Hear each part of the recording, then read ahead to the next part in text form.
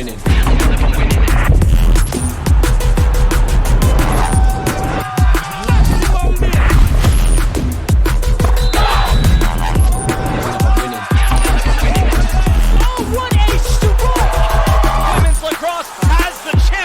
Trophy.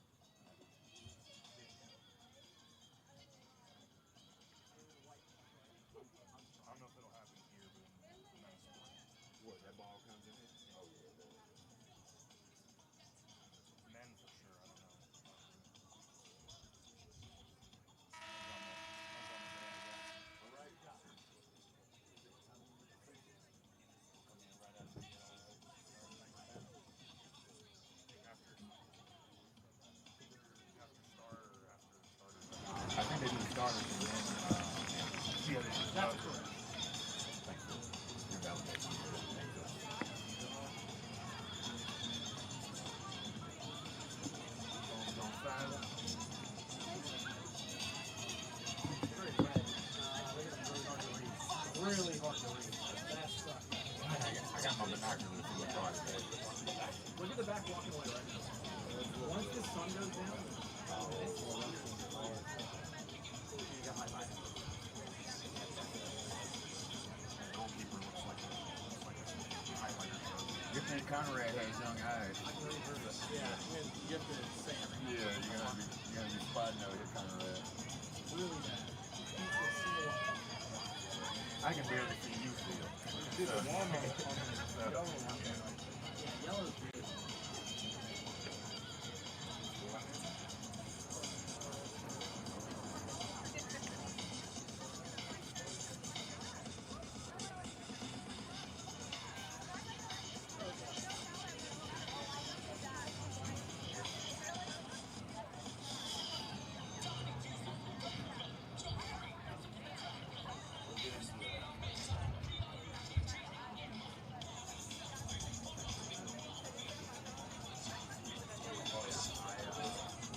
Check.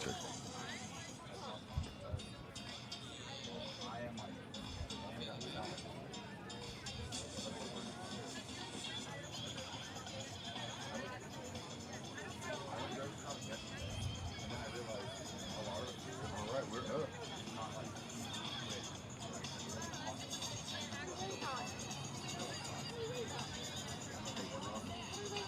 You guys good?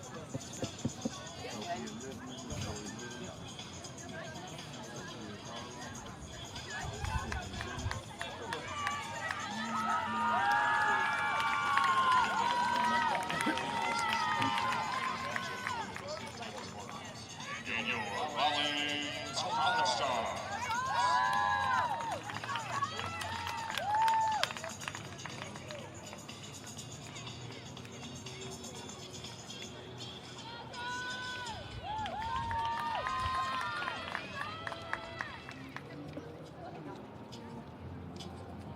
This time, let's go to starting lineups. First, the starter for the Misfit Spartans.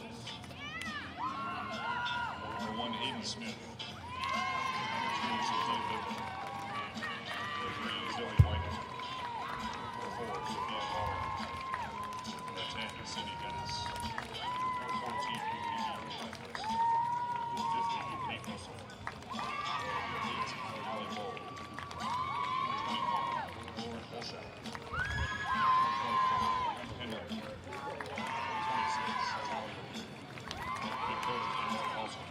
Assistant coaches are Trent Frederick, Monica Levin, and Jimmy Edgeworth.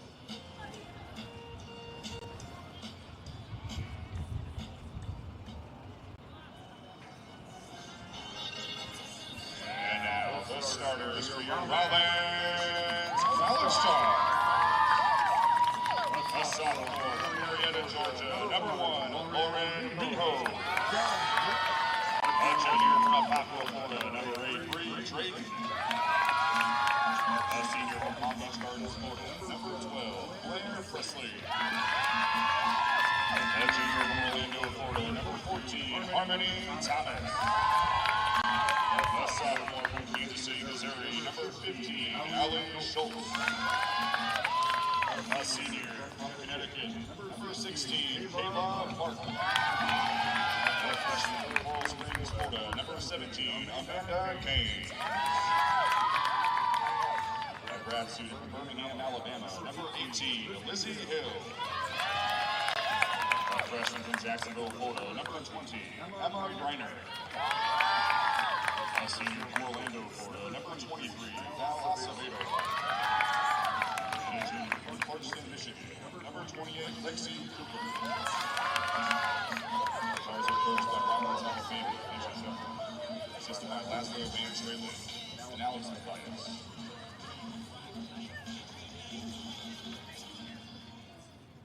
Ladies and gentlemen, at this time, we ask you please stand and remove your hats as we honor the United States of America with the playing of our national anthem.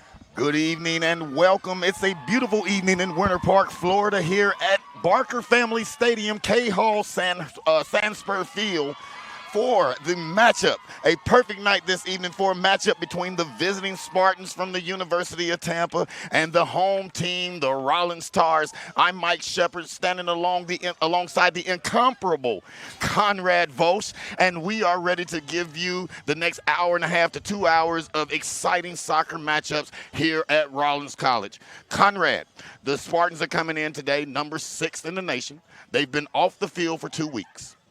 What are we expecting to see from them today? Well, one of the things that Coach talked about, Coach Switalski, is they just got back to campus on Sunday. They only had about a couple days to practice before coming down here. Tars have been able to practice way more in the last 14 days than the Spartans, so that's going to be the biggest test. As she talked about, they shook the rust off the first couple of days, and now it's game time. You're number 6 in the nation. You got a big target on your back because Rollins has only received some votes. They're not ranked in the top 25 yet.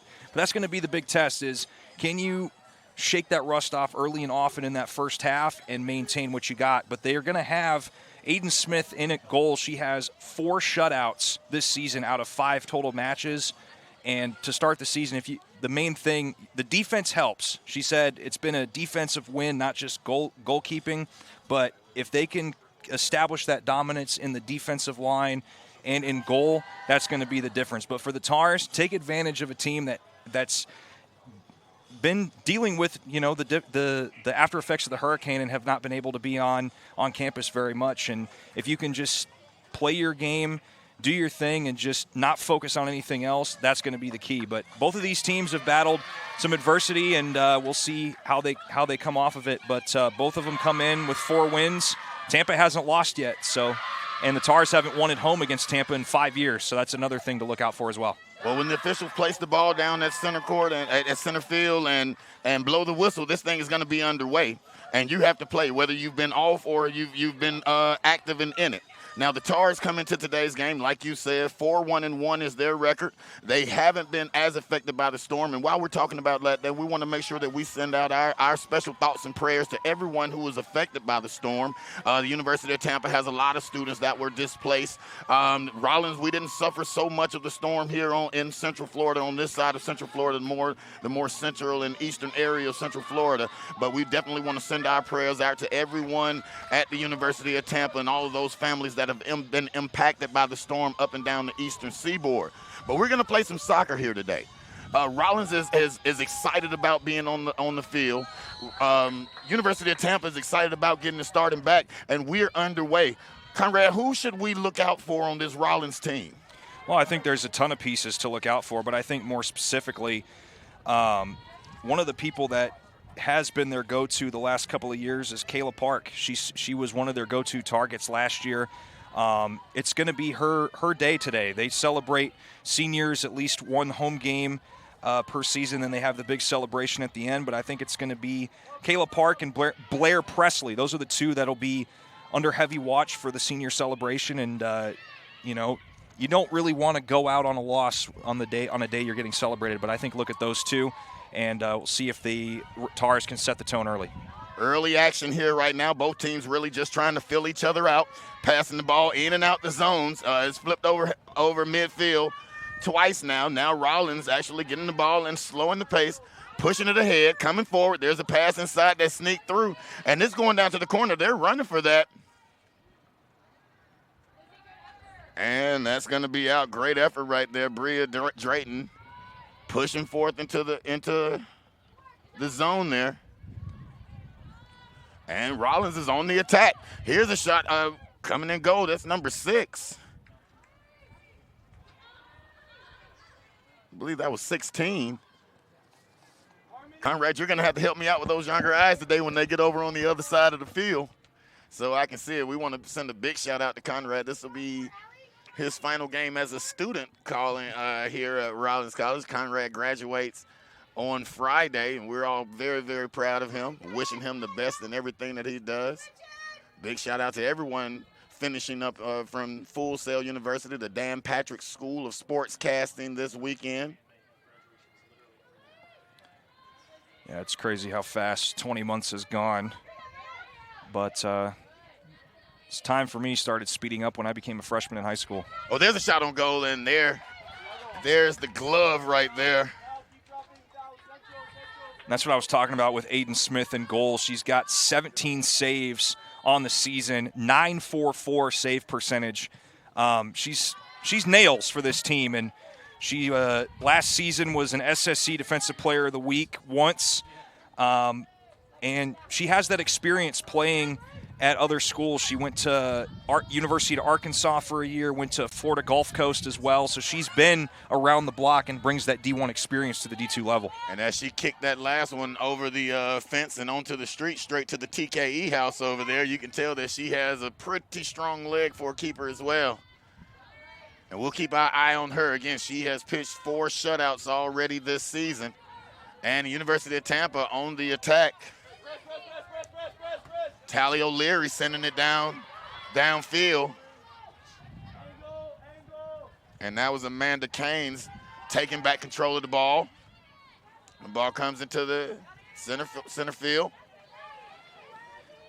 Can't forget about Lauren Mijos on the other side for the Tars, sophomore out of Marietta, Georgia. 1-1-1 as a starter this season. Also Defensive Player of the Week once last year. Female Newcomer of the Year last year. She had 6 clean sheets last season, which is about the highest honor for a goalkeeper during a match. She had 6 of them all season. So, and she's only a sophomore. So the fact that, coach trusts her to do that is very valuable for this Tars roster.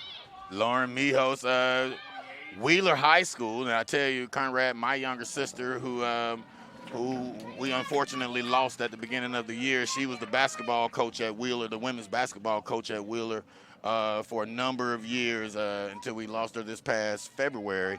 And I tell you what, it's good to see somebody from Marietta, from Wheeler High School on this team down here at Rollins. Going to hope that she has a great, great game today. Yeah, it's crazy how big the world is, but how small it is at the same time. I just ran into somebody today that went to Dordt University up in Iowa, and my old school that I played football at, which is the University of Jamestown in North Dakota, we were in the same conference. So, outside of the Midwest, I'd never heard anybody mention Dordt University until today. I'm like, it's a small world, but it's a big world, but it's not at the same time. Right. The more you live, the more the world shrinks. And here Rollins is again. We're seeing both teams seem like they're attempting to fill each other out right now. Nobody's trying to take that risk right now. Both teams trying to be very, very careful with the ball. You can tell that this University of Tampa team is really trying to adjust and get back into the swing and flow of things now after seeing opposing players on the other side of the ball after 2 weeks. Well, especially since both of these teams run the same formation with the 4-3-3, it's going to take, probably half of the first half, so into the 23rd minute probably, before we see maybe that first score or that first whatever. Because no matter how much film or how much you try and scout for, you still got to play the match. And whatever you looked at on film, they might change it at the last second, so you just never know. That's right. Now that ball sent back over to the near side here. And the University of Tampa is on the attack. That ball sent into the box, cross box, and that is into the goal and scored for the first point of the game. And the round off into the backwards flip. I'll give her 8 for that one. Tucked well on it. Yeah, that was scored by number 14 of Mimi Cronquist. This is her 4th goal in the last 6 matches. Comes to us from Gothenburg, Sweden. So definitely somebody to watch out for. This is the crazy thing I found out. I had to write look up bio on my game sheet because she's got a laundry list of things for her. She had bronze medal in the European cheerleading competition. National champions 3 times. Well, that will explain the backflip and roundoff. Yeah, and won the Gothia Cup in the B playoffs for Sweden. Well, here's Rollins right back on the attack. But yeah, definitely someone to watch out for. And Rollins coming right on after that Spartans goal and picking the pressure right back up and putting it right back on the Spartans. And that ball cleared out. Tally O'Leary fighting right there for possession with Allie Schultz. Allie knocking that one out. That pass was just unassuming over to the cross side of the box for that last goal, for Cronquist's goal. Well, and that's the thing, too, is, you know, when you play the game of soccer, you got to take advantage of that net being wide open. And because not too often during a match are you going to get it that wide open. So take advantage of what the Tars or the Spartans give you, and that'll be that. Already more goals than the last matchup last year on September 16th. That ended in a 0-0 draw. We've got our first goal I believe that was in the 7th minute. And speaking of first, we'll see our first corner here for the University of Tampa. Loading up the set piece. There's the kick in to the box, and it's cleared out of there. Great header right there by Lexi Cooper. Oh, no, I'm sorry. That wasn't Lexi Cooper.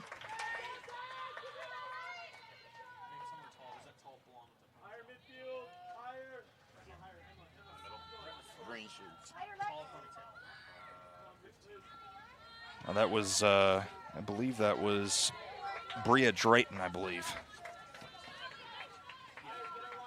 But Rollins benefited from a foul call there.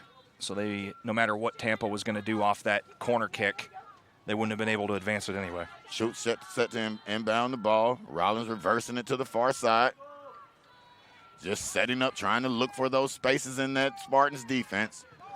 And there's a pass in, it squeaks through. And that's going to be squeezed up by Aiden Smith. She'll look to get it back in play.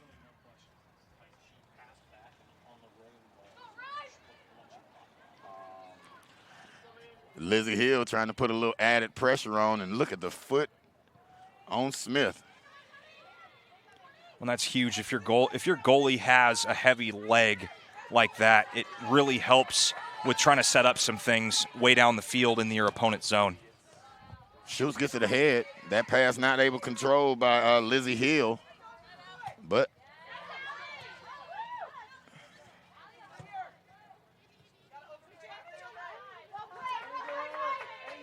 and once again, Rollins doing very well at controlling the ball, not making very many errant passes. There's one down to the corner. And hustling for that one. Was that Lizzie Hill hustling down for that one? Yeah. Over there in the corner. Yeah, this is going to be a test for the Tars. They've given up one goal 4 separate times this season. No more than that through the first 6 matches. But when you got number 6 coming to town, it's either going to be a firefight or it's going to be one of those things that you got to be just watch out for. So we'll see how the Tars respond here. I tell you what, this Spartans team is physical, and they are pressing up for the Tars anytime they get inside that area close to the box. They are getting a lot of pressure on them right there. Lexi Cooper trying to find some space on that last play, and the ball was just forced out of there. Yeah, and that's the thing is, you know, between the yard boxes where the teams really have to start clamping down, if you're more loose there, that's fine. But it's almost like red zone in football. If you can have not great defense between the 20s, but once you get into the red zone, you got to start locking down. And how about Tally O'Leary once again pushing that ball ahead? O'Leary has been very, very aggressive on this side of the field and looking to attack that goal area every time she's getting that ball on her foot. Yeah, and she assisted on that goal earlier. Grad transfer from Boca Raton, Florida, played all 4 years at the University of Rhode Island. Started in 27 matches over the 4 years and scored. She scored earlier this season against Alabama Huntsville. So definitely helps from the forward position for the Spartans. Sophia Lippman inbounds that one. Sent that one into Kate Russell. Kate can't do anything with that pass. And there we are again on the outside. Rollins looking to apply the pressure. Here they are attacking towards the box. Oh, and there's a card coming out.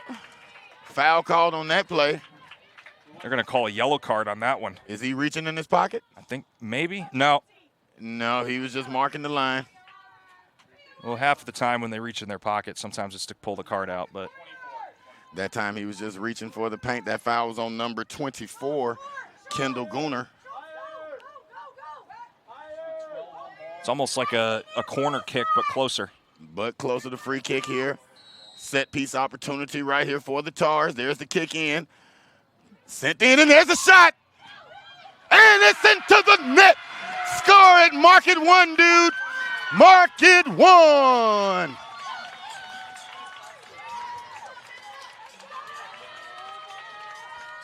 Who was that?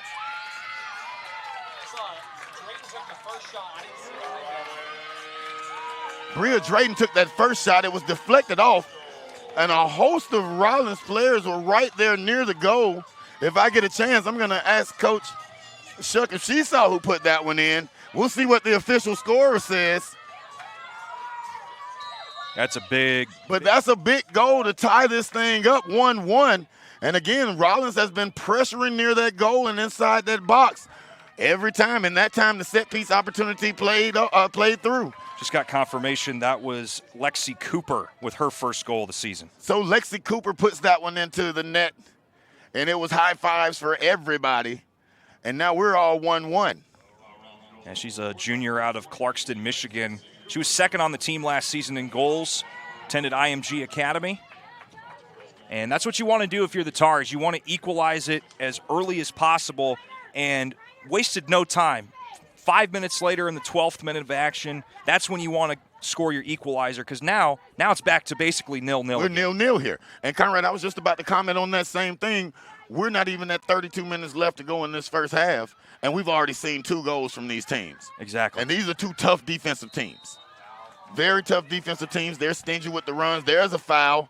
Was that outside the box? Yes, it was. We'll see where he marks it. It was outside the box.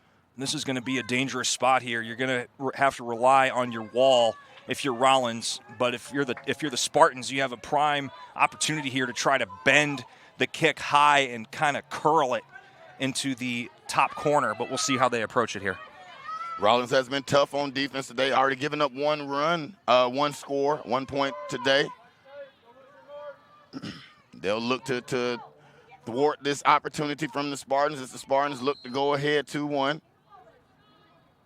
There's the kick. Strong kick and strong save right there by Lauren Mijos.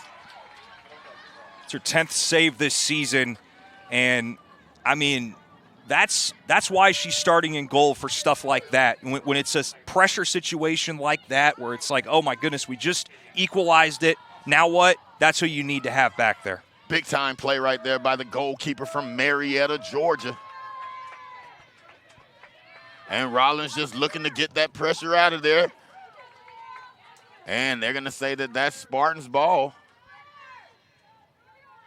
And already this game is extremely exciting. We're off to a fast pace here, huh, Conrad? Oh, yeah. And it's crazy to think that the matchup last season had no goals scored the entire match, ended in a 0-0 draw. And this one already has 2 goals, and it's not even halfway through the first half. We're right here approaching. We're 40 seconds away from the 30-minute mark. And I tell you what, if they keep it up at this pace, we might see a high-scoring game today. Yeah, highest scoring match in the history of this matchup was back in October 17th of 2000. And Mijos punches another one out of there.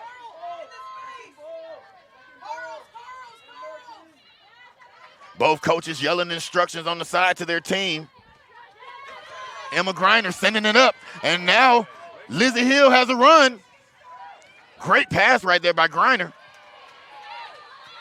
And again, the physical play of the Spartans shuts that down.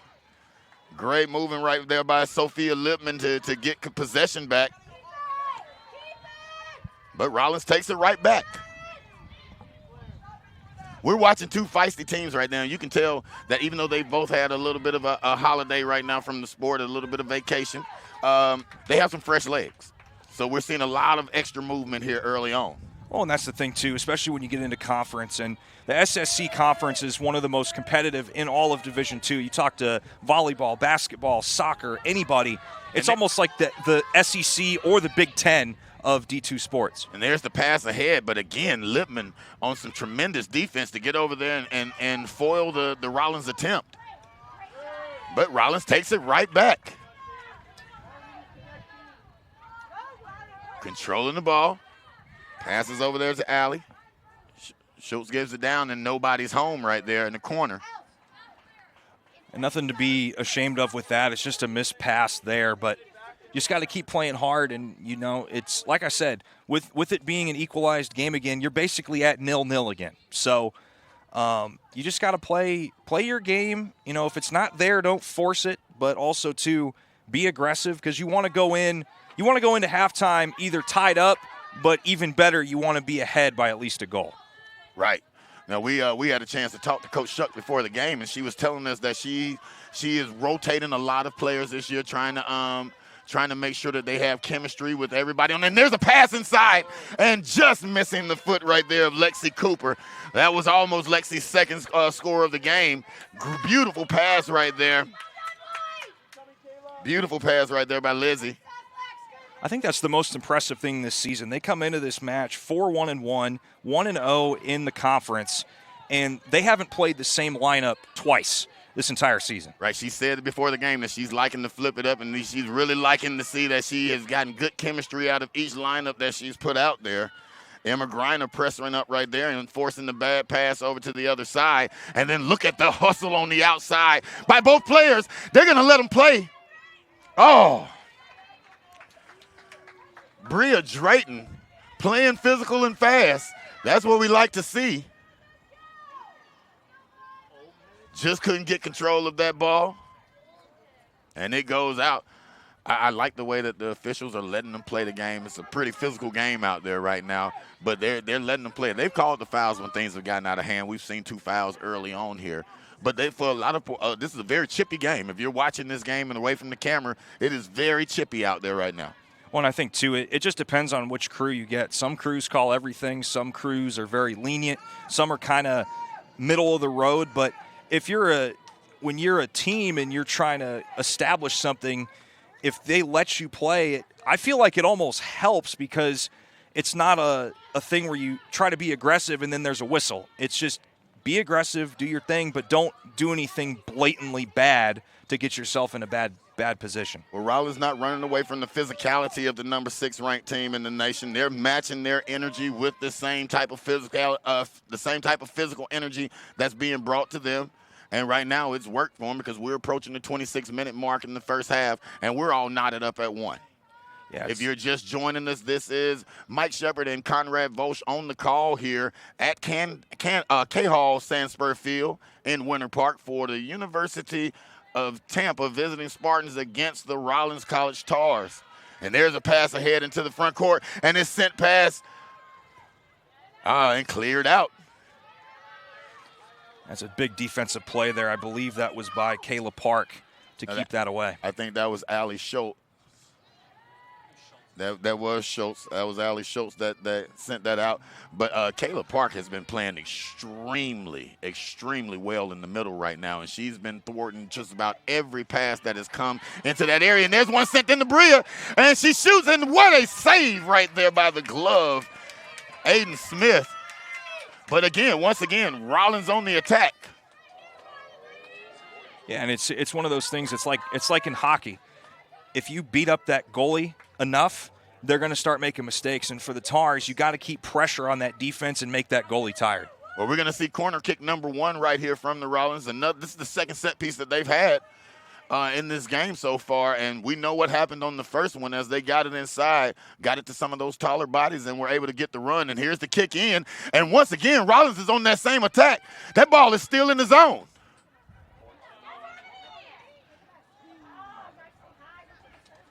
And all right, that's going to be a goal kick. Yeah, I think for the most part in this first half of the half, Tars have really, since that goal score by the Spartans, the Tars have owned the possession percentage for this match. And that's what you, like I said, that's what you want to do, but you also need to take advantage of what the Spartans are going to give you, because owning the possession percentage is great, but if you don't take advantage of those open slots, then it's almost kind of for nothing. And that ball's kicked away. Rollins has been very, very good at owning the 50-50 balls right now. That's one thing that we have really seen. Kayla Park in the middle has really been good at controlling those 50-50 balls. And then the wings with Allie Schultz giving in to Lexi Cooper. That's been a good formula for them today. Yeah, and I think it helps, like what Coach told us is, yeah, it hasn't been the same lineup twice, but these girls are not afraid of sudden change or adversity or whatever. They're just like, okay, I'm here, cool, next. And Allie gets that one in quickly. Emma Griner gives it right back out to her. And, boy, they better be glad they kept that ball because that was a wide open field in front of them. And the Spartans recognized it and tried to get that ball ahead. As that back line had come way up for Rollins and was at midfield, there was nothing back behind them to stop that pass, that last pass from getting past them, and that would have been onside. But they were able to shut that down. And that's headed forward right there by Cooper. Got a sub getting ready to come in for the. And once again, another great defensive play by Rollins.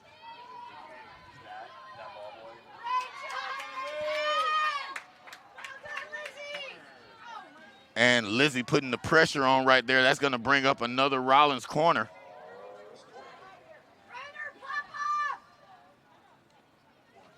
It's a throw-in. A throw-in on the side right there. Thought that might have been that another corner attempt.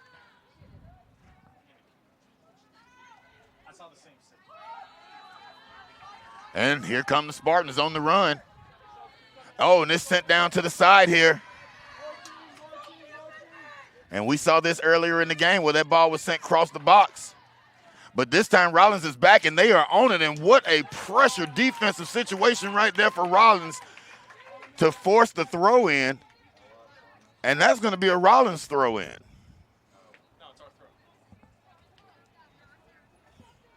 Yeah, Tars, great defensive effort there. And that's what you got to do is to be able to win those balls back. Lizzie Hill getting the tough defensive pressure right there from Sophia Lipman, who checks out. She's played a seriously strong defensive game these first 25 minutes.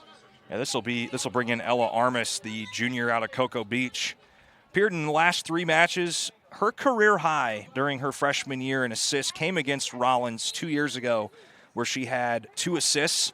And so we'll see how she handles coming in as a sub here in the final 22 minutes. Ella Armis throws that one in, and that was a foul call, and for a game that they've been letting them play pretty physical. Yeah, this is only the 4th foul of the entire first half, and considering how physical these teams have played, it's pretty impressive that they've been physical but clean at the same time. I've been impressed by quite a few players from this University of Tampa team. And then this entire Rollins team is just very impressive so far this game, applying the pressure to the number 6 team in the nation, keeping that ball. We've seen that ball on the Rollins side of the field quite a bit.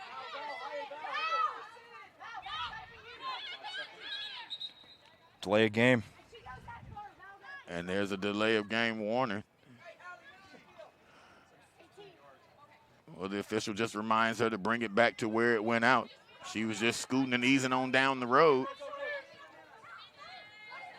That was brought in to Tally O'Leary, who sends it out. And again, a great defensive effort right there. And Emma Griner with some great defense today. Yeah, both of these teams, now that ever since Rollins equalized it back in the 12th minute, it's just nobody's giving an inch and nobody is letting anybody go anywhere. And it went from, the offenses were completely wide open to now it's just been clamped on both sides. That one went off of Allie Wohl's face. Rollins retains possession. Amanda Kane sending that one in. And once again, it's in Tally O'Leary's hands and on her feet. But there's the defense. And she retains possession on that. Cooper coming in. There's Katie Park. Kayla Park attacking now. Kayla Park, this is the first time we've seen her going on the run so far. Kayla sends it on the inside. Great pass right there to Lizzie. That's going to be off the Tars last, so looks like it'll be a throw-in for the Spartans here. Conrad, I think that was the first time that we've seen Kayla Park really push that thing down. What we've seen earlier on here is the ball coming into the corners off of Alexi Cooper. or sent into Lexi Cooper rather, coming from alley shoots. We've seen a lot of that. But then that time we actually saw Kayla Park push the issue, and force that pass in. And it was actually a very good pass to Lizzie Hill. She just couldn't do anything with it once she got it. Well, it's like we talked about, being one of the people that was like their automatic go-to last year, and now having some of that pressure taken off. It opens it up for everybody else, but it's not that other teams forget you're there, but they do at the same time. So then when you can rip one down the field, it's like, oh my gosh, we forgot they were there. And then it's like, well, now we can't double anybody. We have to play the way we've been playing. Correct. And there's another throw-in right here for the Tars. That ball comes in. And right now, if you're the Spartans, you're just trying to change the momentum. You're trying to get some shots on your side of the field because this game has been played 30 feet from the Tars' goal, 30 yards from the Tars' goal. Yeah, ever since Tampa scored in the 7th minute, I mean, it's like a switch flipped for the Tars for the next 5 minutes. They got that score, and now it's kind of equalized to a point, but it's been, like you just said, it's been in the Tampa zone for most of this first half, and I can't even imagine how exhausted Aiden Smith is right now. I know she's got to be praying for her team to, like, send it into the Tars zone, but there it is again. Here comes Kayla. And she was upset with herself. Kayla upset with herself, visibly upset with herself, as she knew that she missed an opportunity right there. I think she felt like she sent it just a tad bit too far. But great recovery by the Tars, and again, right back applying pressure to the Spartans. That ball sent over to Bria. She can't control it. And the Spartans can only kick it out and try and reset that defense. Reset fast, and there's a shot that's just a bit high. Just a bit high. Good attempt there by the Tars. I mean, it keeps it in the Tampa zone. I mean, Tampa barely gets 10 yards past the midline, and then the Tars take it over. And for them, they're just trying to have some sort of breakthrough, because the longer it stays down there, the more that Lauren Mijos can just sit back and chill. Well, if you're Rollins, that's a great strategy to have, because we saw early on what Tampa can do when they get that ball into the Rollins zone. And the pressure continues. 2 more subs getting set to check in for the University of Tampa. And Nellie Brenes and Lindsay Emerson will come in for the Spartans.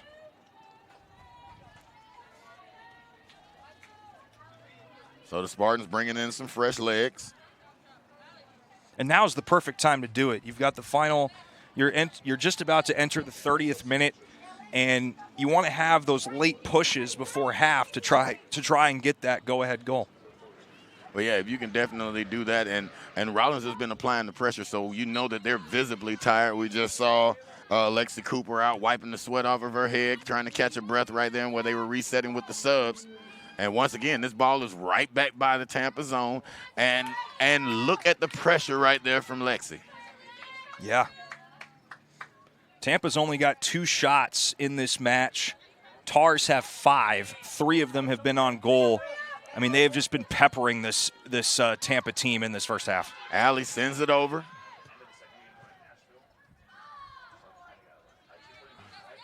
And she's right there.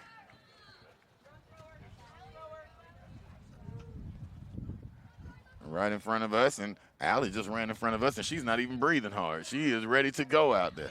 That's the one thing I've always been so amazed by soccer players at any level, is we just got a huge ankle breaker there. Amanda Kane's breaking ankles. I didn't realize we were playing on an ice rink tonight. Oh, no, that was Jell-O. We're playing on Jell-O. But back when I was saying, the cardio of any soccer player is insane, to be able to run for 45 minutes straight per half. I couldn't do that.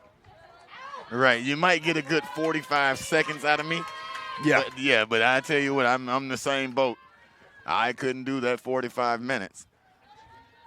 Excellent condition right here, especially considering that they had some time out. There's a ball sent into the box just over the head of the outstretched Aiden Smith. This going over. And that's going to be a goal kick.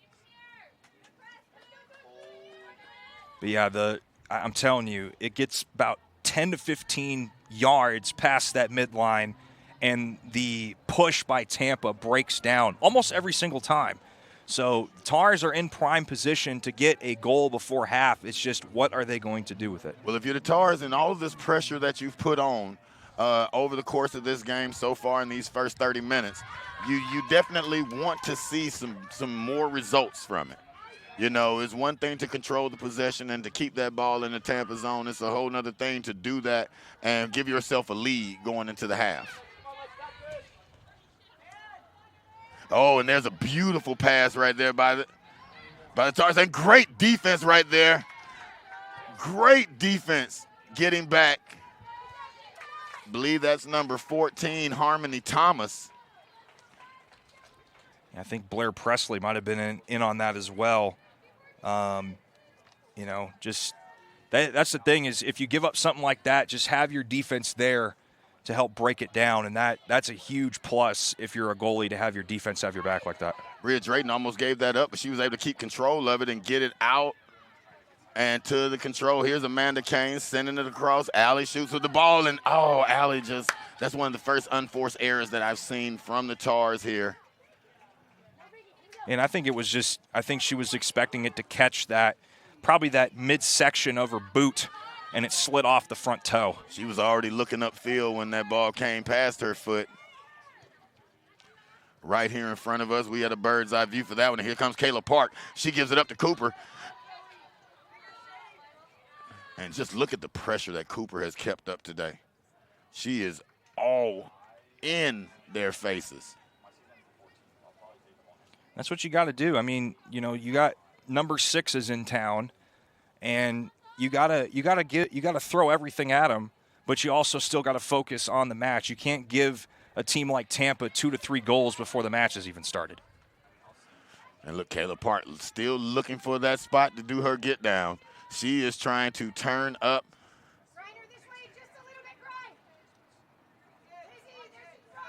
Coach Shuck yelling instructions from over here at the sidelines, getting her young ladies in place, putting them in the best situation. Blair Presley will take this one back in for another Rollins throw in. Valerie Acevedo out here floating in the middle of the field. Bria Drayton sends it over. And that ball is just going to be a tad bit too far. And here comes the throw in. They're already resetting, boy. I say this University of Tampa team, boy, they are aggressive. They're number 6 in the nation for a reason, and they're showing it today. Amanda Kane sends it over to Allie. Schultz bringing it up, looking for that space. Emma let that one clear. And there's the ball that's sending. She's on sides. That ball's rolling. Can she catch up to it?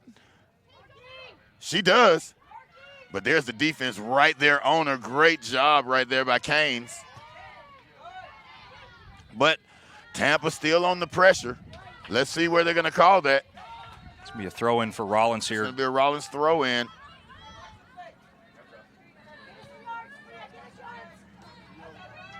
Here's Bria. Bria's flip sides.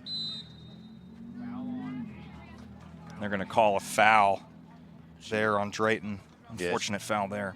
She lifted that leg a little high, caught her in the midsection. Impressive move there to keep that ball in bounds as it was about ready to go out of bounds. Well, Coach Shuck is switching things up a little bit, moving Drayton to the near side, taking Lexi Cooper and moving her to the far side.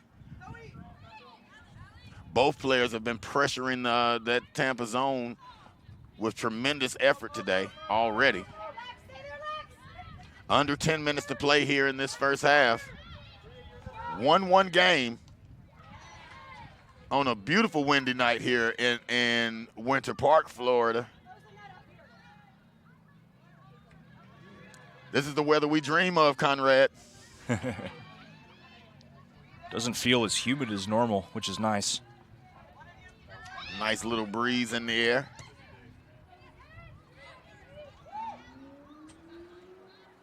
And that ball sent down, Aiden controlling it. Aiden Smith controlling that one. Picking it up as Lizzie Hill. Showing that pressure again, giving away nothing easy. And there's the big foot and fighting for that. Great use of the body right there by the Spartans.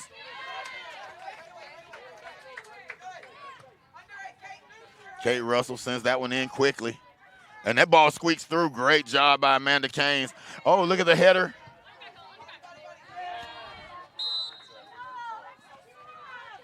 They're going to call a late foul there on Lizzie Hill. I couldn't see it, but I'm also not on the pitch. But that looked like a decent play, but I think she caught the back there of Ella Armis as she was going out of bounds. They're calling a little bit more touchy in these last 3 or 4 minutes than they have been for the entirety of the first half. Well, it's go time for both of these teams. There's less than 9 minutes left before halftime, and both of these teams are hungry and clawing to get that go-ahead goal because, like I told you, Shep, you want that goal. You want to be up by at least 1 going into half because that sets the tone for the rest of the match. And that throw in, a missed opportunity. And Spartans already resetting and getting it back in there. But there's Drayton again. There's Drayton again, and she's looking to push that thing forward. She gives it over to Emma Griner. Griner resetting, sending it across field. That's Blair Presley sending it up and giving it away. But the pressure right there, Griner gets it right back, sent it to the middle of the field. Drayton sends it over. Here's Lizzie Hill. Lizzie looking to do something with the ball, moving closer and closer inside that Tampa zone. And she sends it back over. Drayton controls. Pushes it back out. Valerie Acevedo looking for her opportunity. Sends it back in. There's Griner controlling. There's a deflected shot and an easy scoop in right there for Aiden Smith.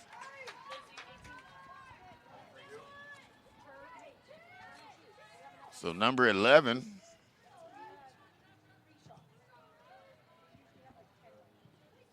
That's Nellie Brinius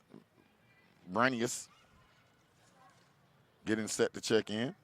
Now that's Rylan McGrady for the Tars. Oh, McGrady. Rylan McGrady.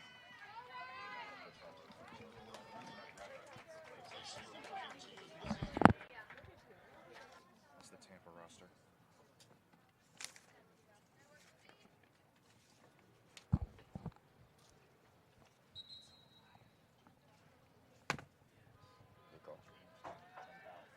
And here we are, still knotted up at 1.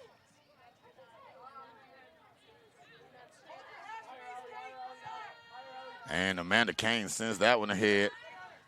Battling for it right there, just checking into the game, McGrady. And now they're back to letting them play chippy. Great job of playing some defense right there.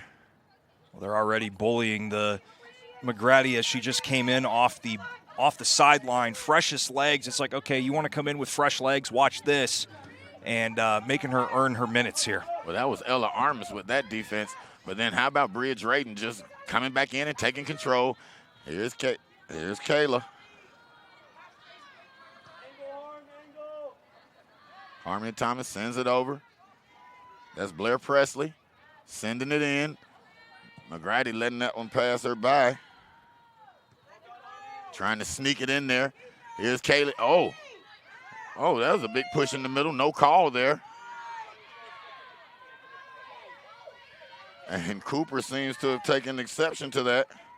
Lexi Cooper coming in and putting the pressure on after she felt like Kayla was pushed.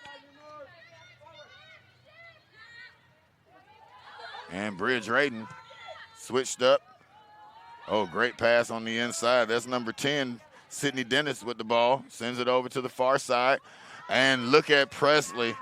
Blair Presley with some great defense right there to stop the run momentarily. But, there's a pass through into the box, into the Rollins zone, but it gets through there.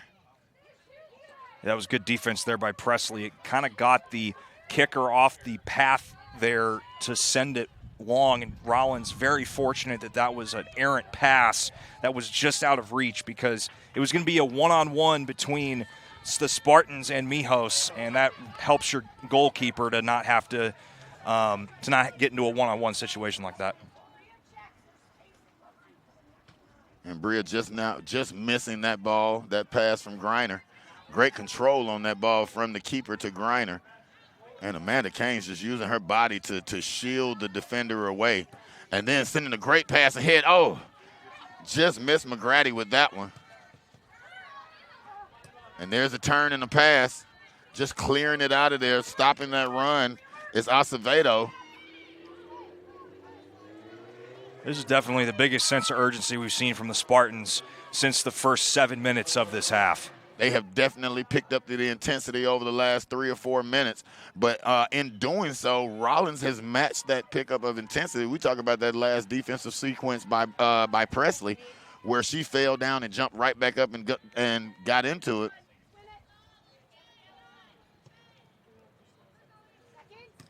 Ooh, big collision in the middle of the field between Parks and Kate Russell.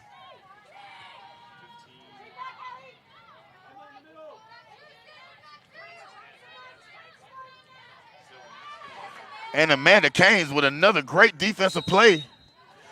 And the foul.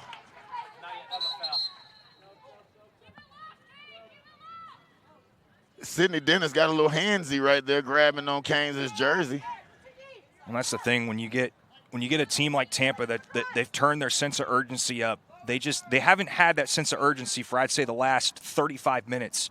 So they're starting to make mistakes here. Tars, take advantage of those mistakes, get the free kick, and now when you get into the now 43rd, going into the 44th minute, take advantage of it. Push a little bit harder and take advantage of the open spaces.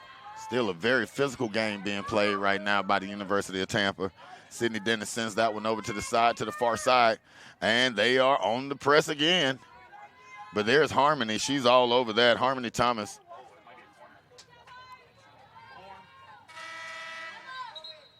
So this will bring in Carolina Amiglio and Peyton Massey, two seniors coming in. Amiglio actually she's got 52 minutes logged this season. Hasn't had a lot of time. Her longest match was 25 minutes in the opening match against Tiffin. So we'll see, again, two sets of fresh legs coming in the final 2 minutes. See how the Tars can benefit from that. Bria Drayton and Emma Griner check out right there on that timeout, and they have both been extraordinary in this first half. They have played some great soccer in this first half. And let's see if the fresh legs, and there's a great pass, and right now it's already on the foot of number 3, and she sends it over to the corner. Oh, and they are playing extra physical. No foul call, but they get the ball back. There's a ball sent it to the goal. Oh, and it's kicked out of there. Lexi Cooper still putting the pressure on. There's a shot. On goal. Oh, missed it by that much. It was just out of reach there for one of the Tars, but they've earned a corner kick. That's going to be the corner. I believe this is the second corner that we've seen, third corner that we've seen today. Ball into the zone and headed out, and we'll go right back to the corner. Final 20 here. It's do or die for the Tars to try and get that goal before the end of half. We're on the countdown, and what an exciting first half of action this has been. We're in the final 10 seconds. That ball is moving down, and Aiden Smith will grab a hold of it as the clock comes winding down to all zeros for that first half. And that will do it for the first half of play. Both teams will head back to their sidelines. And what an exciting first half of play. Not a high-scoring first half. We saw goals early on, Conrad. But the action in this game has been tremendous. What have you seen as the strong points for the Tars? I think for sure the Tars is they didn't let that opening goal define them in the game. I mean, any team that comes in ranked top 10 in the nation, if they score a goal, you do one of two things. You either respond or you lay down. And the Tars did not lay down at all. In fact, I think their intensity kicked up even higher, moving just 5 minutes later, they scored the equalizing goal. So But like I said, after the Tars scored that equalizer, it's like a switch flipped in both sides, where whenever they tried to get that push into like the deeper part of the zone within the 18 to 20 yards, it's like I said in NFL football, it's like that red zone defense. You don't have the greatest defense between the 20s, but once you get where it's like, oh, okay, if we don't do something now, we're going to give up a score. So I think for the Tars, they kept that intensity. They peppered that goalkeeper all game. 7 total shots, 3 on goal. But the thing is that I think is going to be a heavy emphasis is, yeah, we controlled the possession and we had all those shots. We only got 1 goal out of it. So I think the biggest thing coming out of half is, hey, create those opportunities, but let's put it back in net. Now, if you're Coach Switowski's team, coming off of 14 days hiatus from being on the field, and you come out and score that early goal, how important is that early goal for them, and how does that impact the way that they've played this first half? Well, I think too. It's a huge boost because, like she said, 14 days off. They had to postpone 2 matches, one against Embry-Riddle, one against PBA. So this is their first conference match of the season, and they just got back to campus on Sunday. It's now Wednesday, and had 2 legit days of practice. So to have that fast start is a huge. It's a huge encouragement to your team because it's like, okay, whatever rust we had left is gone. But then, like I said, the equalizer got scored 5 minutes later. Now it's just, okay, we played a first half. We've seen what the Tars can give us. Now we got to lock in and play like we're the number 6 team in the nation, because you don't want to get into a point where you play down, in air quotes, to your competition. But for most of these matches, I mean, it's always competitive between these 2 teams. It's the SSC, and like I said, one of the most competitive conferences in Division II. It's a war and it's a firefight every match, and this is what we've seen so far. Well, you're absolutely right. It is a dogfight every time each of these teams steps onto the pitch. It is a dogfight against everyone who they have to go against every time they step onto the pitch, and we saw that in this first half today. We saw a Rollins team that's playing fast and aggressive. We saw a big Spartans team come out here, and they push the issue as much as they can. But this Rollins team has been scrappy today. They've been really, really scrappy, and they've used the entirety of the field. We saw the Spartans use maybe half of the field a lot more, playing to this near side, trying to get it to their stronger players on this near side, where we've seen the Rollins team really, really work it to both sides. And what we haven't seen so far is a lot of Kayla Parker, of Kayla Park. Yeah, and, maybe they just haven't found open lanes for her, or maybe Tampa's just had done really good on defense to keep her out of the equation. But like I said, you can't double team anybody, because that leaves a wide open someone to streak down the pitch and maybe score a goal. So we'll see. Like I said, there's a lot to be adjusted at halftime, but between both of these teams. But I think Park should come out on fire in the second half.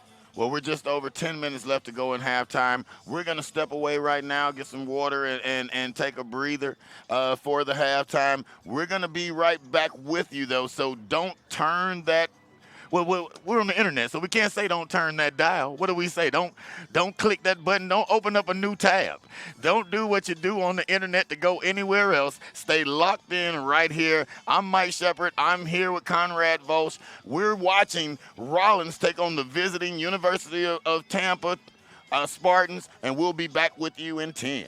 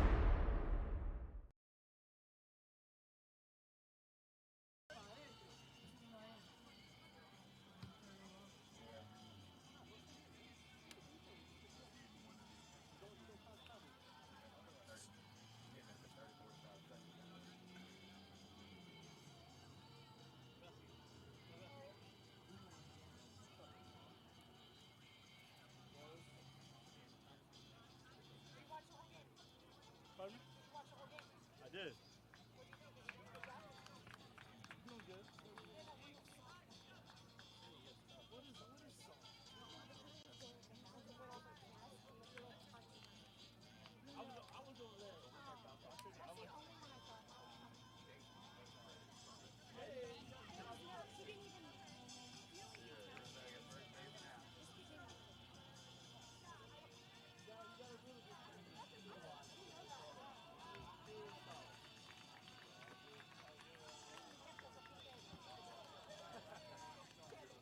Can't promise that. You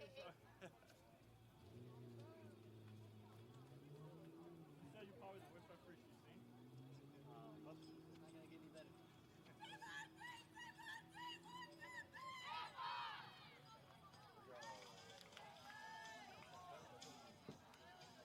Coach, how you feel about that first half? What do you feel about it? I was pretty aggressive. I thought you guys played fast and aggressive. That's what I thought. Those are good words. Yeah. I want to coach a team this fast. That's right.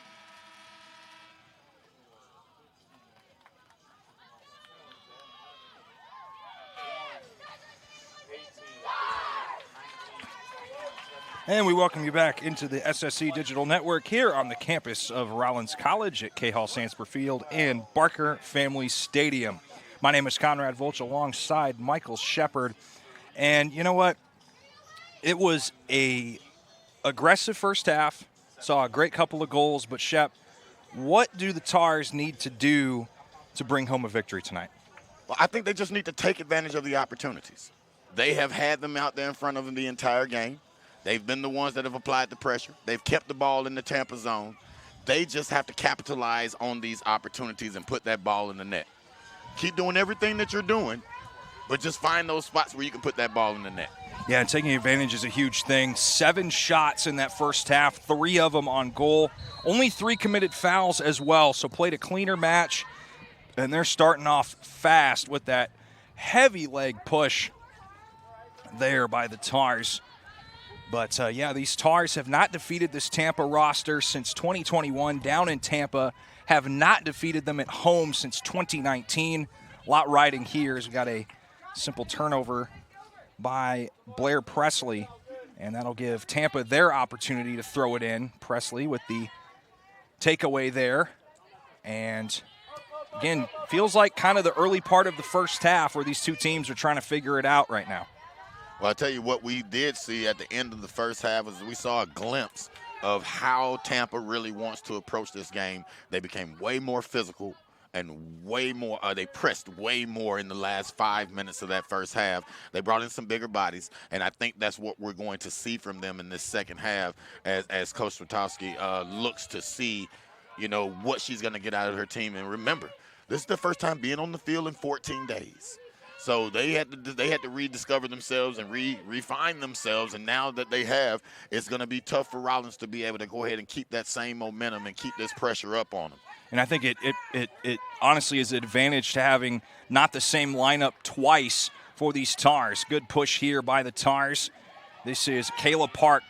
Haven't mentioned her name too much. Good pass inside, gets hit back, and Tampa kicks it away. It'll stay with the Tars, but I told you Park was going to come out firing, and she's doing it quickly here early in the 47th minute. Well, we talked about it in the first half several times that we hadn't seen that she had played a very, very quiet. She was like the point guard who was just dishing out the assist but not attacking the basket in basketball. So now we've seen early on here with the start that she is trying to get that ball in there. And there's a shot on goal. Good setup there for Peyton Massey. She came in late in that first half. Scored a goal in their last match against Barry, just could not quite get it to drop in. And it's kind of a battle here of which goalkeeper is going to let the next shot go in, and neither one of them wants to be the one to let that happen. Both these teams trying to get something established here. Tars, again, heavy push like they were in that first half. Tampa having to get on the defense. That forces a foul call and a free kick early in the second half. And how about that aggressiveness right there? That back line continues to control that ball when it comes across into the Rollins zone.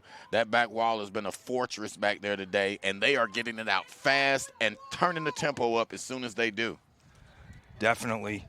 I believe this is Blair Presley on the free kick. It's about I want to say about a 30 to 35-yard kick as both these teams trying to get organized, cover everybody. And it is Presley with that free kick. Tars trying to go score that go-ahead goal, have not led in this match. Nice little tapper, and it is headed away there by, I believe that was Mia Zubiate, number 5. But the Tars will get another throw in here.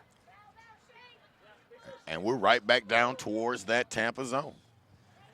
We've seen the Tars keep it in that Tampa zone. The thing is they have not been able to put it in back of net since the 12th minute. But long game, sometimes you got to play the long game and continue to pepper that defense. This is a good setup here for the Tars, and that clips off of one of the Spartans. That was a attempt there by Lizzie Hill. And that's going to bring a corner in. That's going to bring a corner kick to the table, I believe.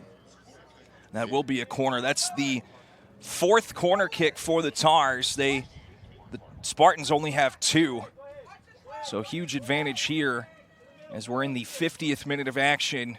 Still 1-1. Set piece opportunity. They've been trying to get it in. Oh, beautiful. They get it. In! That's the goal for the Tars. I believe that was off of Bria Drayton. That's her 2nd of the year. Bria Drayton. Oh, my goodness.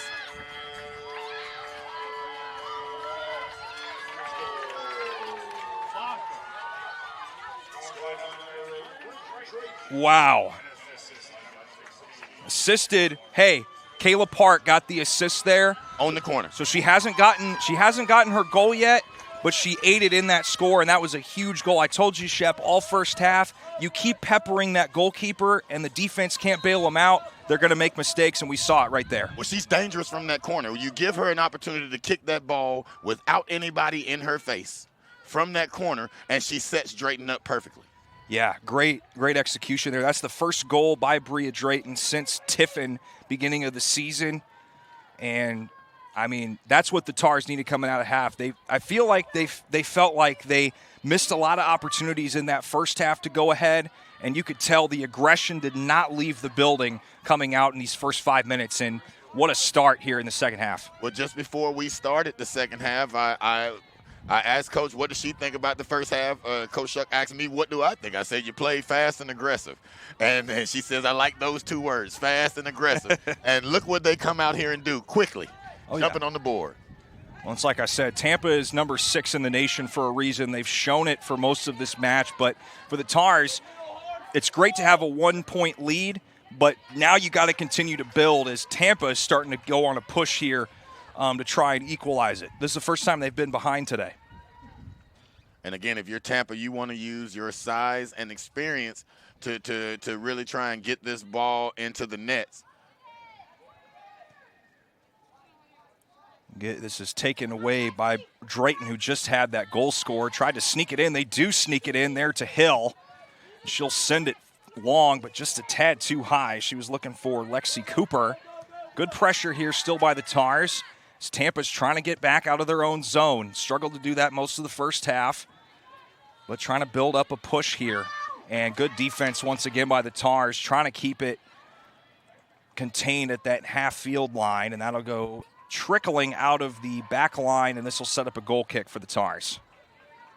And this is the first time I've seen the Tampa players out here with a little bit of desperation in their eyes. When they come to the near court field, the near side of the pitch, you can tell that they have a little bit of desperation in their eyes. But they're still relaxed and calm, and they're still going to play their game. But this pressure from this Rollins team, they want this win. Oh, definitely. And, you know, the Spartans came into this match, they'd only given up 1 goal in the first 5 matches, and that was against their last match 14 days ago against Colorado State Pueblo. That was 2-1. But, I mean, 3-0, 3-0, 1-0, and then a 0-0 draw.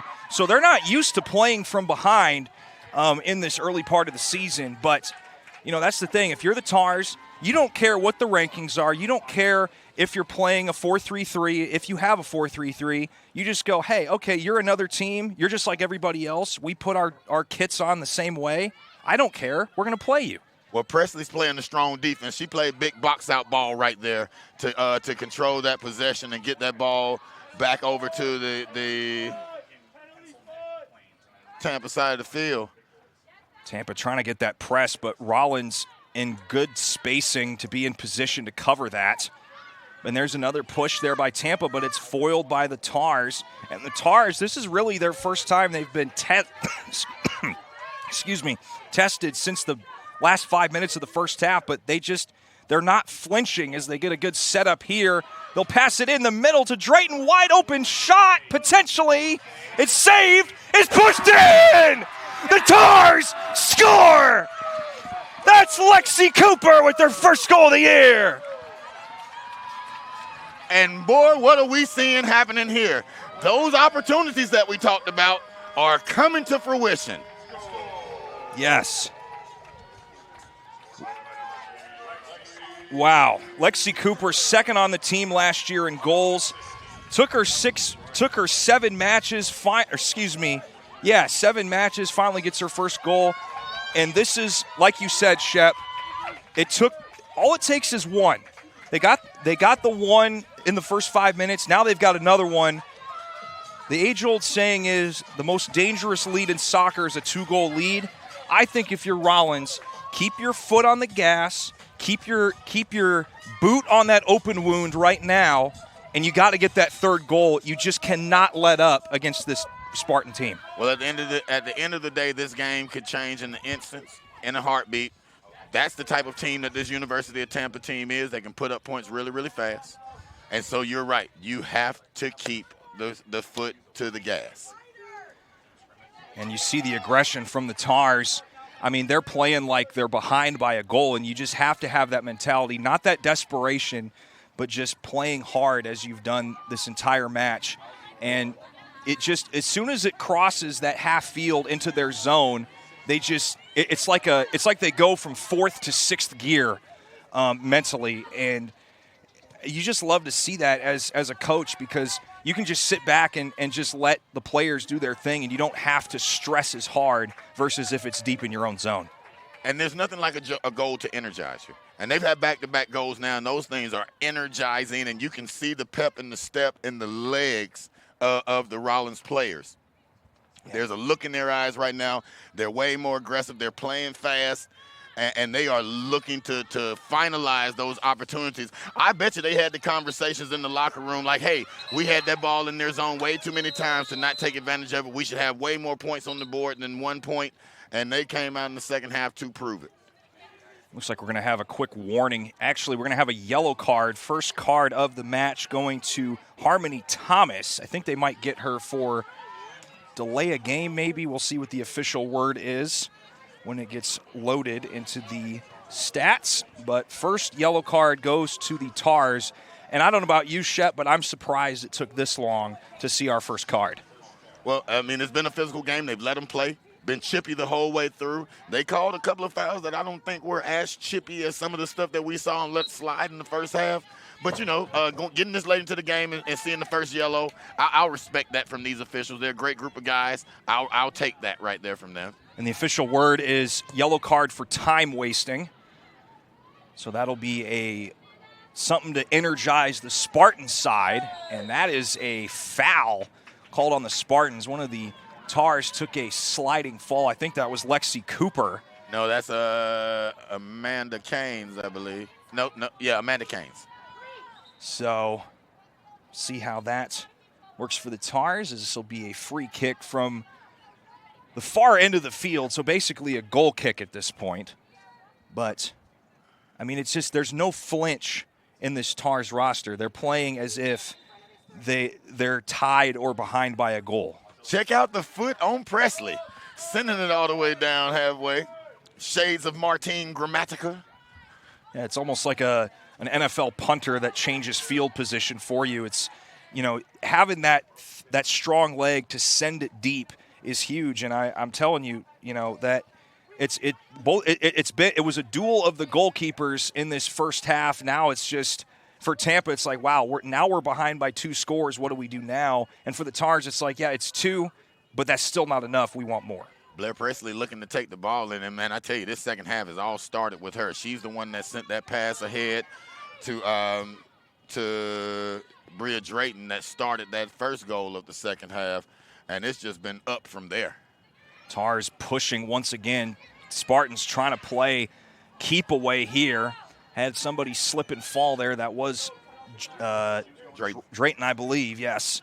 And just that quickly, Spartans on a huge push here, and that gets pushed away and will be collected by Lauren Mijos. Had to do a little bit more work here in the first 11 minutes of the second half. But, again, when you have as much dominance established as the Tars have had, when you get into situations where the goalkeeper has to, work a little bit harder, you haven't overspent yourself in the first half like the other side has. Well, one of the biggest big push here by the oh my goodness, what an even better save. Aiden Smith coming out. Oh my goodness, she's a glove. She is a glove, but I tell you, one of the biggest stats that jumps off of the stat line to me right now is the shots on goal. Only 2 shots on goal all game so far for the Spartans, and for Rollins, if you're thinking about that as a moral victory to keep the number 6 team in the nation, not just off of the scoreboard, but from those shots on goal, that is a huge, huge factor for Coach Shook's team right now. You bring up 2 shots. The Tars have 13, and 8 of them are on goal, 3 of them going in the back of the net, and it's one of those where it's not if but when the ball was going to get in, and it found it twice already in the second half. Presley keeping that in on the Spartan side. Spartans trying to play keep away. One of the Tars took a shot to the forehead there, trying to play through the days. That was Lexi Cooper taking that shot. Get a whistle going towards the Spartan side. 2 Spartans waiting to come in. Eventually, this is Brooke Kittner and Tally O'Leary waiting to sub in for the Spartans. Early subs here for the Tampa Spartans. Coach has probably seen enough from this early 2-goal push here by the Tars and wants to try and change it up here. Well, Tally O'Leary started the game for the Spartans, and she was the one that got that initial assist on their only goal of the game. And she was the one that was really pushing the factor and pushing the limits for that Spartans team. So the Tars will really have to be aware of her as she checks back into this game, because she's definitely an X factor. Tars get it. Spartans get it push here. Again, another breakdown here, and this will be easily scooped up by Lauren Mijos. And she's had to, like I said, she's had to work a little bit here in the early part of the second half. But for the Tars, they've been so aggressive. And there's the ball that gets through. And beautiful slide tackle there by Aiden Smith. And it's a little dangerous to come that far out from your net, but for someone that has as much experience as she does, she knows what she's doing, and it's a risk, but for her, she timed it just right, and it broke down that attack by the Tars. And who was on that run for the Tars? Taylor Park. You called it. She's going to come out extra ready in this second half, and she has lived up to that. She has been everywhere so far. Between her and Blair Presley, they have been everywhere in this second half so far for the Tars, setting up their teammates and creating situations that have created those first 2 goals. It's controlled here by the Tars. Number 15, good pass underneath, looking for Hill, break down, but it goes back to Drayton. That gets kicked away, but Tars in that back line keeping it alive. Good pass towards the middle. This is Cooper. Fires. It's in! For the second time today!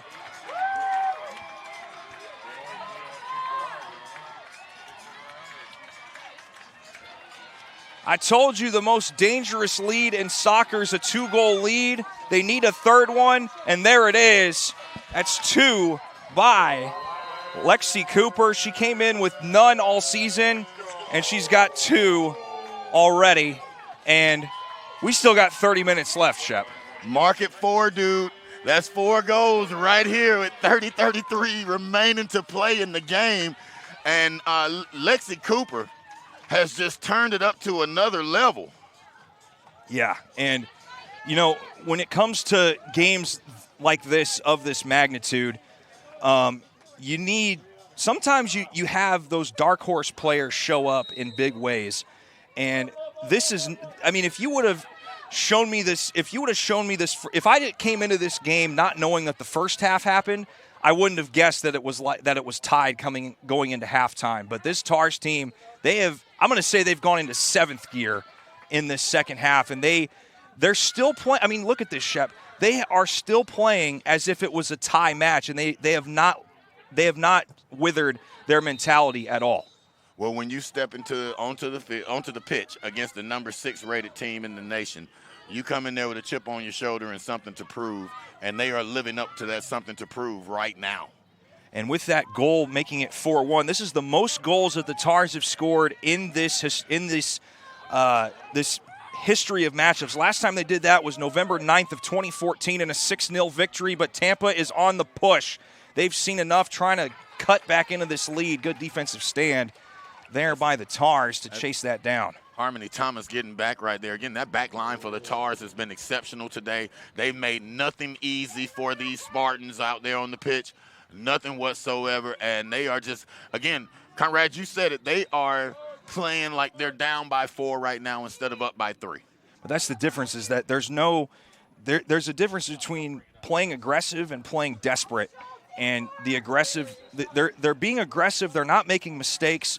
They're not doing uncharacteristic errors either. And it's almost an anomaly of a situation. And they're taking advantage, finally, of these Spartans, having those 14 days off due to the hurricane.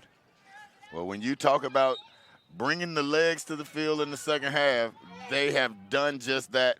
And I'm telling you, this all started with defense. This whole thing has started with defense, and they've pushed the issue. And look at this. Speaking of defense. There it is once again. Turn back over. This is Hill on the push. Again, Tars, they're going fast, but they're trying to be methodical with everything. And again, they've got 3 goals. They've outscored Tampa 3-0 in this second half to lead 4-1. And they want more. They just want more. That's really all I can say. And huge, heavy push here by Schultz to get things started on that right side, and it gets upended. Allie coming up. They call it out, and it stays with the Tars. But how about Allie? I mean, she's playing like it's the first 3 minutes of the game. Yeah. I'm telling you, the cardio of a soccer player is some of the best I've ever seen. I played American football, and we were used to having a play maybe last 10 seconds, and then we get a sip of water and sit for 3 minutes. So I think, the cardio of whether it's men's or women's side is insane, because you have to play 90 minutes of action minimum, just absolutely blowing the doors off the entire time and no let up at all. Well, credit to Coach Shuck and her staff for having these guys, these young ladies in prime condition for this game, and then you're taking the fact that they're going to condition in all the humidity in Florida, and then we get a night like this where there's no humidity. Both teams play in the same weather conditions, though, so there's no advantage either way for either team with that, because they're both very, very similar in what we do with the weather here from Orlando to Tampa. This is the battle for I-4, and right now in this battle for I-4, the Rollins Tars have a decisive advantage as so far. Yeah, and another thing that Coach Shuck talked about is there's no rain. It's almost like an anomaly of a game. No rain, no heat, no humidity. It's almost like it's fun, because you've got the air conditioning wind, you've got a 3-goal lead, and you haven't stopped pressing on the gas. Well, that ball just went out over onto Fairbanks, and somebody got a nice little souvenir over there on Fairbanks and Park Avenue. I'll go pick that one up at the 7-Eleven afterwards. Get a soccer ball and a big gulp when I leave the game. That ball was so tired it needed a Monster Energy, I guess. Well, I can't believe it made it across the street. It's like Frogger. Yeah. But Tars, again, keeping it in this Tampa zone. Tampa trying to play keep away. Pinballs off a couple players, goes out of bounds. And this will be another throw-in for the Tars. This has been an exciting second half. It was an exciting first half. I didn't think it was going to be able to get more exciting, but I didn't think the excitement would come in the form of 3 goals. within the first 20 minutes. Me neither. Looks like we're getting ready for a goalkeeper change here for the Spartans. This is going to be number 0 of Leah Duhan. She's a sophomore out of Waxhaw, North Carolina. Went to Marvin Ridge High School. She's awarded Puma Athlete of the Month in high school, so we'll see what she'll provide for the Spartans in goal when she eventually comes in. And how about this number, this stat line right here? 14 shots today, 9 on goal, with four goals scored. That's almost 50%. Yeah, just under 50%. Under 50% of your shots go in back of net. That is a very successful day if you're the Tars. But the Spartans said, hey, we see that 4-1. We're trying to cut it down to 2. Tars say absolutely not and get the turnover take back. Conrad, I'll tell you, that's a successful week for a lot of programs and numbers like that. Oh, my goodness, yes. I mean, the Spartans already have 5 saves. Some, like you said, that's maybe a 3-match total to have 5 saves. But Tars trying to get things going here. Good pass up the sideline, just mishandled there by Amiglio.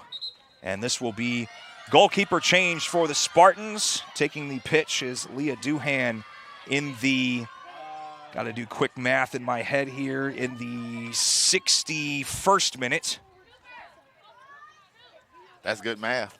I think it was 60-something. I can't remember. It was the 66th minute. Yeah, my math wasn't that good, but I appreciate you. Checking out, well, I wasn't going to let you down. Checking out the game is Lexi Cooper. And her 2 goals in this second half have been critical. Yes, 100%. So, Spartans trying to go on a push here, down 4-1. Good passes underneath, and that'll be scooped up there by Lauren Mijos. And another offensive push by the Spartans that just breaks down. And you look up at that clock with 23 minutes left, and theoretically there's still time. But time does tick away, and if you're the Spartans, you have to get at least 1 goal within the next 2 minutes to give yourself a chance. And Coach Shuck is fully aware of that. She is barking at her players right now from the sideline to keep that intensity, to keep that pressure up. Don't give them an inch. It is as if this game is still 1-1, because she knows that if you take that fork out of them for 1 second, that they could turn the tides on this and make this an interesting game again. And again, it's not a lot of time left, but it's a lot of time left. It's 22 minutes left on that clock. And so she wants to make sure that they keep this firm and secure and no mistakes. That's the key word, is mistakes. Tars have been taking advantage of the mistakes that have been given to them by the Spartans in this second half. And like I said, whatever that locker room speech or adjustments were in that second half, they have paid off. As they have outscored the Spartans 3-0 in this second half and want more. I mean, it's like a farmer that just came off the ranch and got a very well-seasoned steak and then forgot that steak, he ate the steak and then presented another one and another one and another one. You just got to act hungry for those goals, and that's what the Tars have been doing here. Nothing like all-you-can-eat steak. Yes. Could use a medium rare ribeye right about now. What about you, Chef? Yeah, I could probably go for a medium rare mignon filet right now. I could definitely do that. Tanya, if you're listening to me at home, go ahead and fire up the grill and throw me one on there. Get it to about 135 degrees. Oh, you got the degrees down too? That's crazy. Well, you got to know how to eat them. That's true. 30 years of eating good steaks. You'll figure it out somewhere in between. That's true. But the Tars playing keep away once again, force a throw in here by the Spartans. Looks like this will be Zoe Widone to throw that in for Tampa. And Tampa once again. And 20 minutes and 40 seconds left here in this second half. Spars lead 4-1. High kick, and it gets pushed away by the Tars. And this, I believe, is McGrady. I can't quite tell from far away, but it gets deep in the Spartan zone. And this will be collected by Leah Duhan to break down that offensive push. Coach Shuck yelling at her girls right now to maintain the possession. Keep that ball, push it up as far as you can, personally, without trying to passes, no errant passes, really, really wanting to keep the possession and protect each possession of the ball moving into the latter stages of this game. Definitely, and, you know, like I said, time is something that is running out and running short here for these Spartans. And again, they have not been behind by 3 or more goals against these Tars in a very, very long time. I mean, we have to, like I said, we have to go all the way back to November 9th of 2014 when the Tars took the victory 6-0 down in Miami Shores and at a neutral location. But if you're the Tars, you've got 19 minutes and 16 seconds left in the second half. You just have to play your game. Don't look at the scoreboard. Treat it as you did at the drop of the start of this second half, and you will come away with a statement. I'm going to call it a statement victory in the second match of conference. But, I mean, the stat line of 14 shots, 9 on goal, Shep. I mean, can you just imagine 9 of the shots on goal and 4 of them go in? Like you said, that's like a 3 to 4 match total for some teams, and they've done it in less than 90 minutes here. I've seen series and sequences of World Cup games that don't have that many shots in 3 different games back to back. Yeah. You know, so to see it out here today on the pitch, it definitely made traveling to the stadium well worth it. Oh, absolutely. And if you're a Tars fan, this is absolute cinema. As we've got a sub coming in, couple subs actually. This is on the Spartan side, number 21 of Lauren Holschauer. And for the Tars, this is number 6 of Emily Gross. She had a goal scored early in the season against Georgia Southwestern, first of her career. Been on the team since 2021, had a medical red shirt last year, so good to see her back in the rotation for this season. And we'll see what she can provide for the Tars in the final 18 minutes. And again, Coach just trying to implore her team right now to just keep possession of the ball. No long passes, you know, fight for everything, make the smart short pass, and keep control. Don't turn the ball over. Fighting for that ball, scrapping for it. And this Rollins team has scrapped the entire game. There's a foul called that's going to give the ball back to the Spartans. Well, and that's the thing, too. Like, the Tars have only committed 5 fouls this entire match, and the Spartans have committed 7. So even with all this aggression, they've won the shot battle. They've won the shot on goal battle, and they have more corners, and they're making the least amount of mistakes. So on paper, that's a successful game. But as they say, the game is not over until there is 3, possibly 4 zeros on that clock. And, you know, like I said, great teams know how to come back and do crazy things. But for the Tars, they have played keep away and have just stepped on that wound, that open wound, since they went up 2-1. And it has just been an absolute cinema of a second half here, Shep. Well, yeah, again, if you control the stat lines that they have and the key stats in the game like they have, then that normally and typically is going to translate into you having more points. We didn't see that in the first half. They controlled the first half. They controlled the stat lines in the first half, just as we're seeing for the entire game. But we didn't see that translate into the scores, into the goals. Now you look out on the pitch and you see a Rollins team who took advantage of the opportunities. They capitalized. They put the ball in the net, and they're out there the more confident team now on the pitch, and they're still attacking. Well, I think the key thing, as we got a sub for Tampa coming in, this is Sophia Libman, senior out of Marietta, Georgia.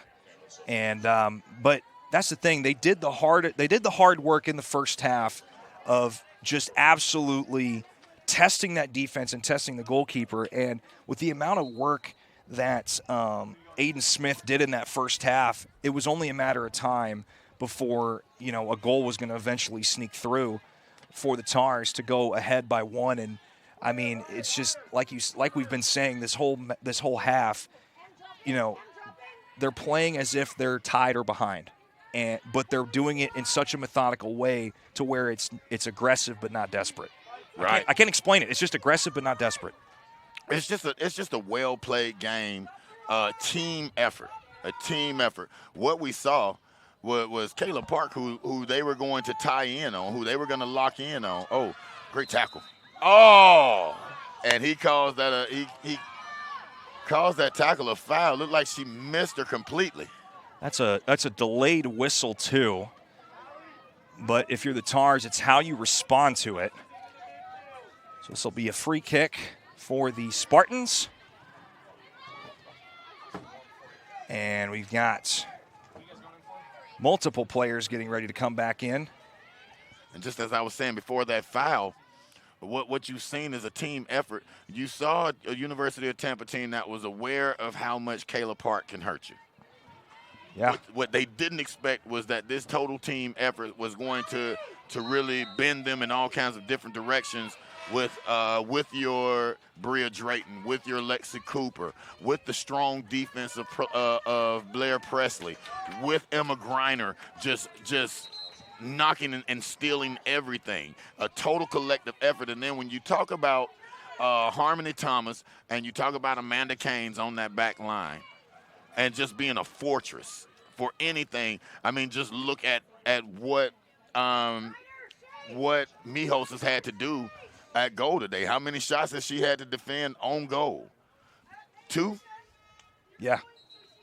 That's what you want. That's what you want. And if she only has to face 2 shots on goal the entire game, that's a win for your defense. And speaking of Drayton, she comes back in along with Emma Griner and Gianca Babuski. It's 17 minutes against Barry University, last game for the Tars.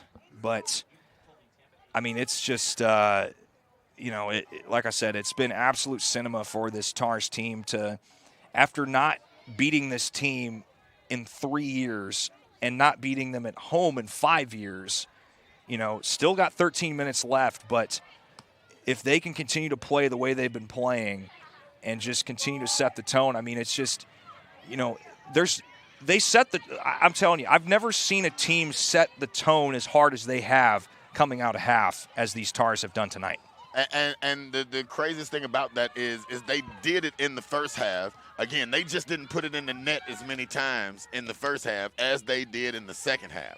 In the first half, you had Allie Schultz that was pushing the issue. That's a long pass to that side, kicked in, dumped by the Spartans. Tars still keep it alive. This is Griner keeping control. High hit just over the top of one of the Tars' heads, but flying in to keep it, and they'll win the kick or win the possession back. What an effort there. I think that was Allie Schultz. That was Schultz. And that ball went in looking like it was trying to find the head of Bria Drayton for her second goal of the game. Yeah. Just missing, but a great pass by Griner. And again, we've called that name several times today. Griner's name several times. She's been extremely active. The Spartans able to get out of their own zone. We'll see how far past midfield they get. They shoot it deep into the Tar zone. And just a tad too far. And that'll set up a goal kick for the Tars. Harmony Thomas setting the pick right there to let that ball to ensure that ball gets out of bounds. Yeah, and it was timed perfect because Harmony Thomas really didn't have to fight off the push. She just watched it go and just sealed it off just for safety. But, again, the longer the Tars have the ball, the more clock they can burn, and they are just eating this clock like it's a all-star special at Waffle House at 2 a.m. So it's definitely been a good clock management, good clock erasement here by these Tars here in the second half. Now, this is what Coach Shuck wanted to see in this second half, later in the second half. This is what she's been screaming about and calling for. She wanted the short passes, advance the ball up the field methodically, up the pitch methodically, and then set up the opportunities like they did the last sequence down. She didn't want to see those long passes. She's been adamant about that to her team over here on the sideline, and keeping the fresh legs in. And this is the best part about it. You're getting the chance to get some girls on the pitch to get some experience against a high-quality team, and that's going to help you moving into the season.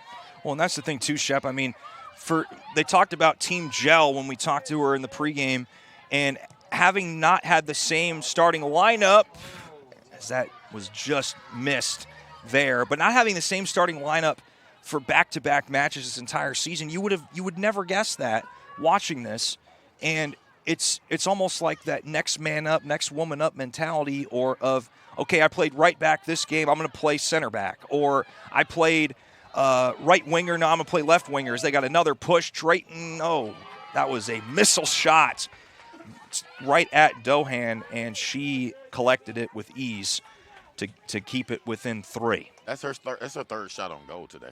Yeah. So 10 shots on goal, and 30% of them are by one singular player. That's awesome. And then this is the best part. She has 2 assists today as well. Just something slight. Yeah, just throw those in. But Tars, look at this, just absolutely dominating it here, keeping it in bounds on that side. This is Barbuski, sends it long, and Drayton will try and chase it down, and it will no, she keeps it in bounds. Thought it was going to trickle out. And this will be kept in bounds here by Schultz. And that's another one of those 50-50 balls that we were talking about, and just not giving up on it, just getting over there to get it. Tars trying to push once more, as that will be knocked out, last touch by the Spartans, and it'll force the 5th corner kick by the Tars in this match. And we've seen the Tars have success on corner kicks. We'll see if success breeds more success on another corner kick here. Looks like Ryland McCratty will take the corner kick here for the Tars, I believe. Looks like they might play it short, but we'll see if they play it long here. Now, with Coach Shuck, with all the substitutes that she has in the game, this has given her an opportunity to coach a lot of players who don't get a whole lot of minutes, or coach a lot of players who she may have a chance to develop something or work on something that she's been trying to put together with them. And remember, she told us at the beginning of the game that she likes to run those rotations, those different groups. So this is another chance for her to see if she has a unit that's going to gel together and create something special. Well, yeah, and this is one of those games where, like you said, you can experiment with things. You can get some girls in to get some quality minutes against a quality opponent here, because you just never know. It's a long season. You never know what might happen, and you want to be ready at a moment's notice. You don't want to be in a situation of, I haven't played in however many matches. I don't know what to do. No, definitely not. And getting to see, it's a successful match when you get to open up your bench. And, it's in a match like today, as we get a couple more subs to come in, this will be number 20. Cooper's coming back in for the Tars, and in for the Spartans is Lily Rettel. All right, how about right there? So coming out of the match for the Tars will be Ryland McCratty, and Tars still lead 4-1. 7:32 left here in this second half. That kick is sailed out of bounds and will go back to the Tars, as Presley will toss it in for Rollins. And that was Babuski applying that pressure to force that kick. Yeah. That went out. She's come in playing pretty fast as well.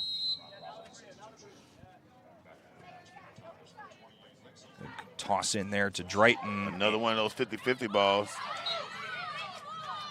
And Tampa just kind of watched that one roll out of bounds, and the Tars will say, thank you, I'll take that. Well, I thought that they were all screaming for the foul, that they wanted the foul right there, as Drayton had the box out on. Oh, beautiful ball in. There. And we've got offsides. Just the second offsides call all match, both of them on the Tars. But, I mean, it's, you're now into the 84th minute of action, under 7 left here, and, there's just, I've never seen, and I haven't been alive that long, only 27 years, but I've never seen a team stay on the gas as much as this Tars team has been from minute 1 to now minute 84, and still have not slowed down at all, no matter how many subs they've tossed in. There has been no let-up whatsoever today, Conrad. You're absolutely right. It's like the theme for today was go, go, go. Yeah, go Power Rangers. Don't you ever stop. No, I'm just kidding. But in all seriousness, no, I mean, that's what every team anywhere needs to take a page out of this book, because I've seen so many times where a team goes up by a lot of points, gets complacent, and then the other team comes back, and that's what Bill Belichick's Patriots were so good at for so many years. Is it didn't matter if they were up by 7 or up by 45, they still played hard until the final 2 minutes of the fourth quarter. Well, this is the thing. These girls practice together all the time. They play together all the time. Of course, your starters and your regular rotation players are going to get a lot more time than the other girls. And when those girls get the opportunity to get in the game, then that bench is going to go crazy trying to get those girls to get on the books, get a score, get an assist, get their name logged in to show that they were active in this game more than just what they were doing on the field to participate, because they helped this team to prepare game in, game out. And when their name is called, they're in there giving it their all. And so, of course, the team wants to see them put that ball in the net as well, or send a great assist in, or kick a huge corner and contribute to another point on the board. Presley with the corner kick. It's high. It's fallen in between about 6 different players. And Tars keep it in. Presley trying to bend it through. Gets bounced off, I believe, a Spartan. Presley chasing it back down. That was Babuski that it went off of. And that'll be a goal kick and a sub. And I think. I know Babuski is looking like that one's going to leave a mark as it went off the side of her thigh. Babuski is Babruski'd. I don't know. That's pretty good. That's pretty good right there, Babruski. So subbing in for the Spartans is Reese Kelly, the freshman out of Jackson, Michigan. Second appearance of the season, first since the opening match against Christian Brothers. And Tars. There's another unforced turnover right there. And we've just seen this scenario all day long. And, the good thing is, and again, this is a rivalry game between Matt Cross State rivals. This University of Tampa team hasn't been on the field in 14 days. They'll pull these things together. Yeah. They'll get their legs back, and this is going to make for a real interesting game too as they hook up in Tampa in a couple of weeks. Good push here. This is back to Drayton. Oh, what a move. Oh my goodness. Crossing up the defender, trying to get free, and spins back to waste some more time, going back to work, and that'll be clipped out. That's going to be another corner. Yeah, make that the eighth corner kick by the Tars. Only 2 entirely for the entire match for the Spartans. And for you, the Tars, you can waste some more time walking over to the corner flag, set up your shot, and, 88th minute, time is ticking away for the Spartans, and whatever time they had to try and cut into this lead is pretty much almost gone, as that is a high corner kick off the head of one of the Spartans, but the Tars are there to chase it back down, and it'll get cleared back towards Schultz. And they're going to say last touched by one of the Spartans. 11 set pieces so far today for the Tars. Yeah.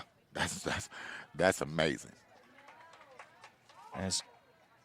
As substitution for the Tars, took a breather and will come back in, is Rylan McCratty. Also is Carolina Amiglio, I believe, as Bria Drayton will sub back off. And it looks like Lexi Cooper will come off as well. Much-deserved curtain calls from those two women. Yeah, they have definitely played some extraordinary football today out there on the pitch. It has been a pleasure to watch them do their thing today. Had to make sure I get high fives from them after the game because they did their thing. And again, just a total team collective effort out here. And you can't discount the 50-50 balls. Nearly a takeaway there for the Tars. If you're wondering why the clock stopped when the Tars subbed, that is a recent rule established last season where if you are ahead in the final 5 minutes of a match, the clock stops. So that is why the clock stopped at 1:51 when two Tars subbed in. Just over a minute left to play here in regulation. As we are in the 89th, nearly 90th minute. Tars, again, have not scored 4 goals in a match against Tampa in 10 years. Have not won at home against Tampa in 5 years. Haven't won against Tampa in 3 years. Multiple streaks about to end tonight. As we're in the 90th and final minute, Tars still pushing. They want a 5th goal should they get in position. They're streak breaking tonight, baby. I love it. I love it. Leave it up to your final night as a student at Full Sail on the microphone, and they give something special for you to walk away with. I suppose so. It's crazy what sports is. One of those things. Sports is fun. It's exhausting, and you see so many different things happen throughout your career, whether you work in it or if you're a fan. And it was a crazy first half, but the Tars really brought it in this second half, and to outscore Tampa 3-0 and to ultimately take this victory here as the final seconds tick off. And listen to these Tars. And for the first time in 3 years, the Tars beat the Spartans. And for the first time in 5 years, the Tars defeat the Spartans at home by a final score of 4-1. What an awesome game right there. An awesome showing and performance by the Tars. If you're Coach Shuck, you can't be more proud of the girls and what they showed you out there on the pitch tonight. Well, and another thing, too, we talk about streak, Shep. This is the seventh straight match to open the season where the Tars have not allowed any more than 1 goal in each match. Even in their lone loss against Embry-Riddle on September 18th, they lost 1-0. Every game, 2-0, 2-0, 2-1, 1-1 draw, 1-0 loss, and now 3-1 and 4-1. No more than 1 goal has been allowed each match of the season. And to get a statement win, an upset win against a number 6 Tampa team after just being a received votes team, I mean, that's got to be a huge, huge momentum push as they will go in on Saturday to finish a match that will start up in the 57th minute that had to end due to a storm against Florida Tech, and they're number 24 in the nation, and that should be a good momentum push going into that. Getting over that hump is a big thing,